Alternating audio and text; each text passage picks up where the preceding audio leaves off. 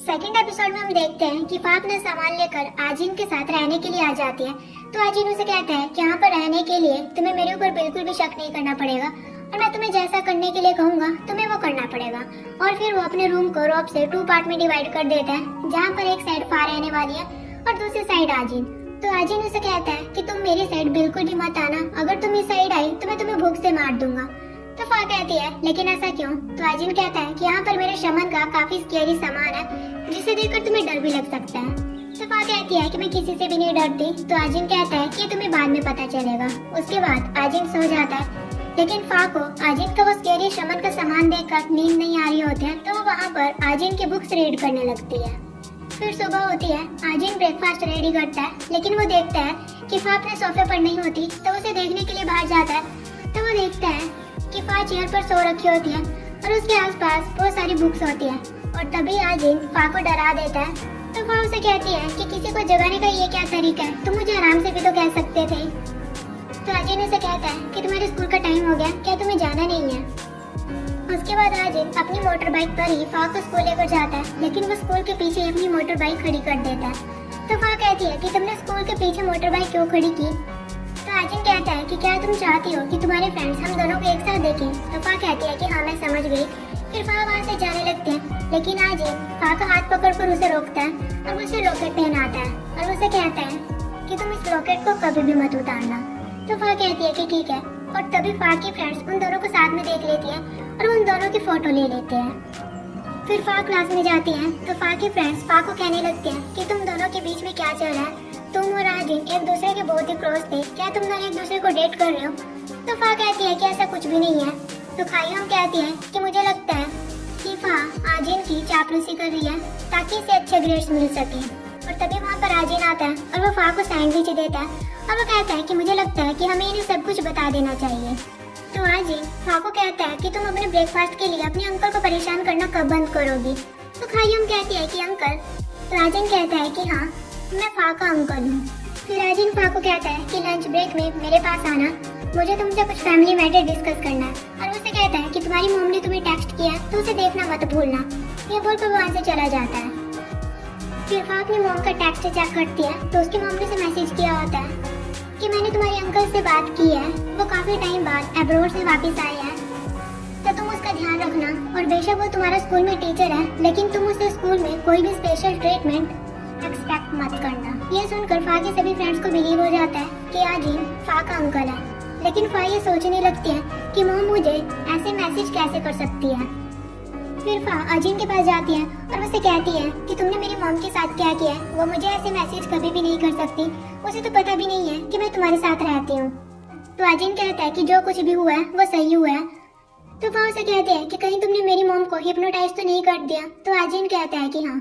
तो फा चिल्लाते हुए आजिन को कहती है कि तुम मेरी मॉम के साथ ऐसा कैसे कर सकते हो? तो आजिन फा को कहता है कि मैंने तुमसे कहा था ना कि तुम्हें मेरे ऊपर शक करने की जरूरत नहीं है और तुम्हारी मॉम को कुछ भी नहीं होगा। कुछ मैजिक ऐसे होते हैं जो कि बिल्कुल सेफ होते हैं, और ये मत भूलो कि हम यहाँ पर किसी को पकड़ने के लिए आए हैं जिसकी वजह से इस स्कूल में इतना कुछ हो रहा है। फिर आजिन फा को टॉप स्टूडेंट्स की लिस्ट देता है और वो कहता है कि तुम इन बच्चों के ऊपर नजर रखना और अगर तुम्हें इनके बारे में कुछ भी पता चले तो मुझे बताना, क्योंकि मुझे लगता है कि वो ब्लैक मैजिक करने वाली इनमें से किसी को भी विक्टिम बना सकती है। और फिर आजिन उसे उनकी स्कूल बिल्डिंग का चार्ट दिखाता है जिसमें कि आजिन ने स्कूल के कुछ प्लेसेस को मार्क किया होता है जहाँ पर उस ब्लैक मैजिक करने वाले का सबसे ज्यादा श्राप होता है। और आजिन फा को कहता है कि तुम इन बच्चों के बारे में पता करो, मैं इन प्लेसेस से जितने भी श्राप है उनको खत्म करूंगा। ये बोलकर आजिन वहाँ से चला जाता है। फिर फा देखती है कि उस लिस्ट में करा ट्रेट और नामसीन लड़की का नाम भी होता है और नामसीन फा की फ्रेंड होती है। फिर सीन शिफ्ट होता है और हम नामसीन को क्लास में देखते हैं। तभी उसके पास उसकी फ्रेंड्स आती हैं और वो तीनों बातें करने लगती है।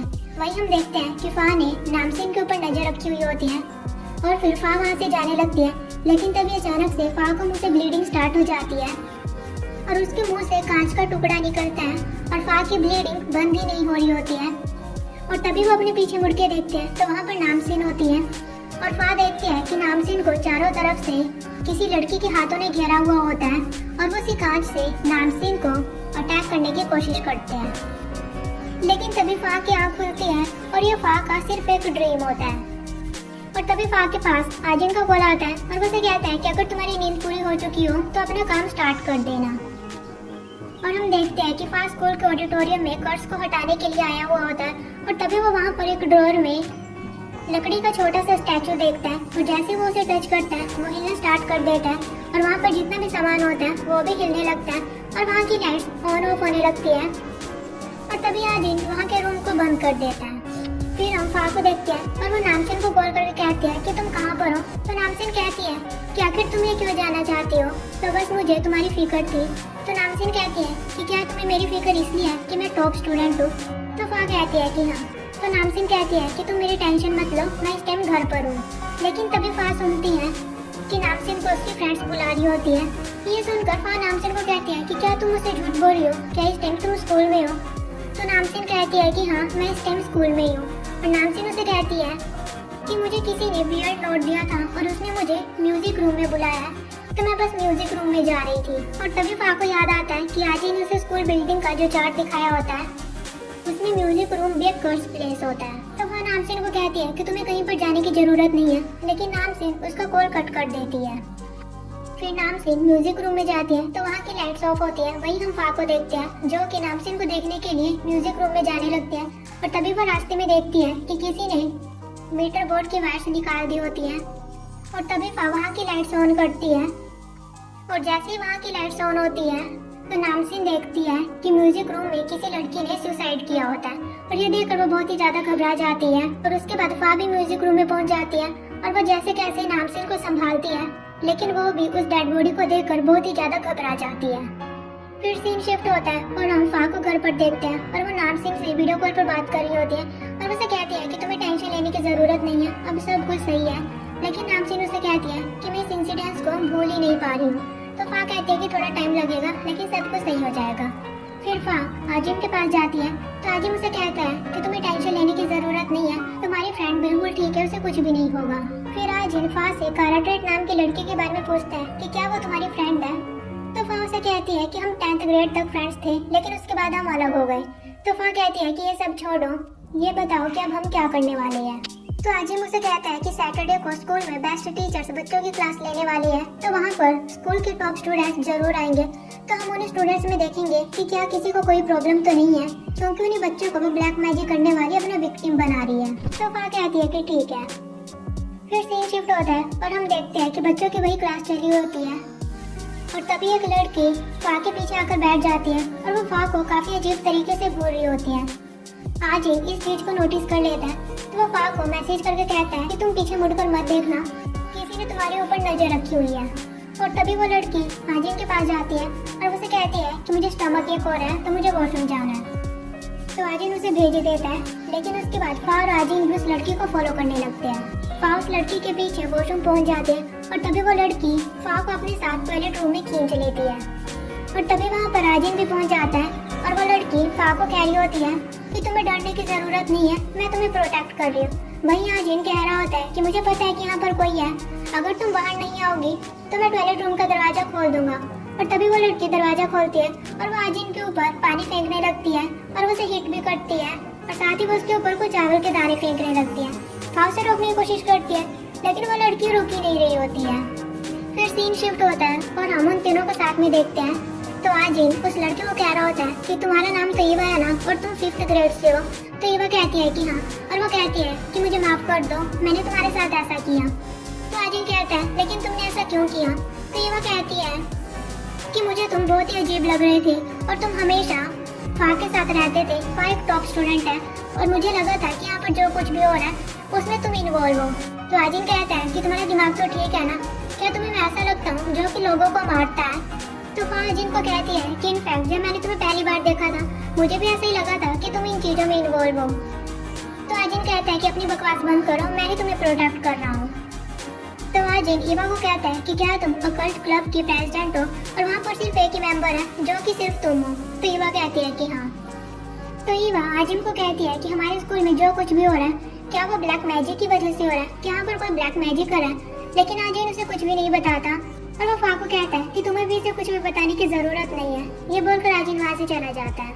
वहीं हम आजिन को देखते हैं जो कि ब्लैक मैजिक कर्स खत्म करने के लिए ऑडिटोरियम में जाता है और तभी वो देखता है कि फ्लोर पर ब्लड से एक सिंबल बना हुआ था। और फिर आजिन स्कूल बिल्डिंग के चार्ट पर जितने भी कर्स प्लेसेस होते हैं उन सभी को जोड़ता है और तभी उसे एक जगह के बारे में पता चलता है और आजिन उसी प्लेस पर जाने के लिए निकल पड़ता है। वहीं हम फा और ईवा को देखते हैं। ईवा फा को कह रही होती है कि क्या सच में ब्लैक मैजिक एग्जिस्ट करता है, तो फा कहती है कि हाँ। तो ईवा कहती है कि मैं सच में देखना चाहती हूँ कि ब्लैक मैजिक कैसा होता है। मैं देखना चाहती हूँ कि इंसान हवा में कैसे उड़ सकते हैं। ये सुनकर फा हंसने लगती है। तो ईवा फा को कहती है कि मुझे तो लगता है कि आजिन एक इनिग्मा है। तो फा कहती है कि इनिग्मा। तो ईवा कहती है कि क्या ये वर्ड तुमने पहली बार सुना है। और तभी ईवा को वहाँ पर कुछ अजीब सा होने लगता है। उसका मुंह खुलने लगता है और उसका फेस काफी स्केरी होने लगता है और वो नीचे गिर जाती है। वहीं हम आजिन को देखते हैं जो कि उसी जगह पर पहुंच जाता है और वहाँ पर एक पेड़ होता है।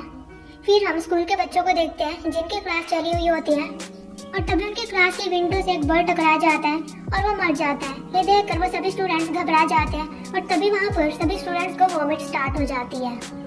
और ये देखकर स्कूल के सभी स्टूडेंट्स को बाहर निकाल दिया जाता है और स्कूल पूरी तरह से खाली करवा दिया जाता है। और जब बच्चे स्कूल से बाहर जा रहे होते हैं तो हम वहाँ पर उसी लड़की को भी देखते हैं जो कि ब्लैक मैजिक करती है और स्कूल में अनाउंसमेंट होने लगती है कि स्कूल को खाली कर दिया जाए।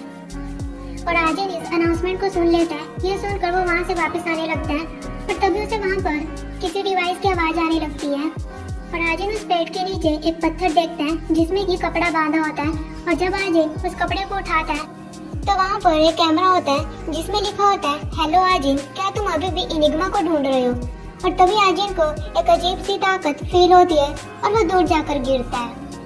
वहीं हम फा को देखते हैं जो कि ईवा को संभाल रही होती है, लेकिन ईवा की कंडीशन तो और ज्यादा बिगड़ रही होती है। और तभी जो आजिन ने लॉकेट फा को दिया होता है वह उस लॉकेट को उतार कर ईवा को डाल देती है और उस लॉकेट को डालने के बाद ईवा बिल्कुल ठीक हो जाती है। लेकिन तभी वहाँ पर बाकी बच्चों की तरह फा को भी वॉमिट स्टार्ट हो जाती है। वहीं हम आजिन को देखते हैं जो कि अपने फुल पावर का यूज करता है और डिवाइस पर जो लिखा होता है वो वहाँ से मिट जाता है। और जैसे ही वो मिट जाता है सब कुछ पहले की तरह नॉर्मल हो जाता है। सभी बच्चे बिल्कुल सही हो जाते हैं। और तभी फा उस लाइब्रेरी में उसी लड़की को देखती है जो कि ब्लैक मैजिक करती है। और तभी वो लड़की वहाँ से चली जाती है और फा उसे फॉलो करने लगती है। और फिर आजिन फा को कॉल करता है और उसे कहता है कि तुम ठीक तो हो ना। तो फा उसे कहती है कि मैंने उस लड़की को देखा है जिसे कि हम ढूंढ रहे हैं और मैं उसे फॉलो कर रही हूँ। तो आजिन उसे कहता है कि तुम्हें उसे फॉलो करने की जरूरत नहीं है, वो बहुत ही ज्यादा पावरफुल है, इसलिए तुम अभी जहाँ पर हो वहीं पर रहो। लेकिन फा आजिन की बात नहीं सुनती और फा देखती है कि वो लड़की एक रूम में होती है और फा भी उस रूम में चली जाती है। लेकिन जैसे ही वो उस रूम में एंटर करती है वो रूम डार्क हो जाता है और वो लड़की वहाँ से गायब हो जाती है। वहीं आजिन फा को फोन पर कह रहा होता है कि तुम ठीक तो हो ना। तो फा उसे कहती है कि मैं उस लड़की के पीछे एक रूम में आई थी, लेकिन जैसे ही मैंने रूम में एंटर किया ये रूम डार्क हो गया है। और फा बहुत ही ज्यादा घबरा जाती है। तो आजिन फा को काल्म होने के लिए कहता है और आजिन उसे कहता है कि ये रूम डार्क नहीं है, ये बस तुम्हें ऐसा दिखाई दे रहा है। और हम देखते हैं कि वो रूम सच में डार्क नहीं होता है, वो बिल्कुल लाइट होता है और साथ ही वो ब्लैक मैजिक करने वाली लड़की भी उसी रूम में होती है। वहीं आजिन फा को कहता है कि मैं बिल्कुल श्योर हूँ कि तुम रूम में अकेली नहीं हो, जिस लड़की को हम ढूंढ रहे हैं वो भी उसी रूम में है। लेकिन फा उसे देख नहीं पा रही होती है और तभी हमें उस लड़की का फेस रिवील कर दिया जाता है और वो कोई और नहीं बल्कि फा की फ्रेंड नामसीन होती है। और फिर वो सिल्वर मास्क से अपने फेस को कवर कर लेती है और इसी के साथ ही एपिसोड खत्म हो जाता है।